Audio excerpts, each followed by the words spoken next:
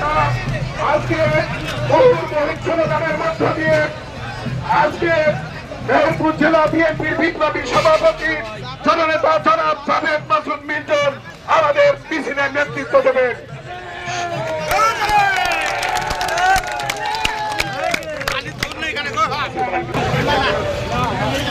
সংগ্রামী সাথী ও বন্ধুরা, আমরা ইতিমধ্যে লক্ষ্য করছি বাংলার ইতিহাসে গাংনীর মাটিতে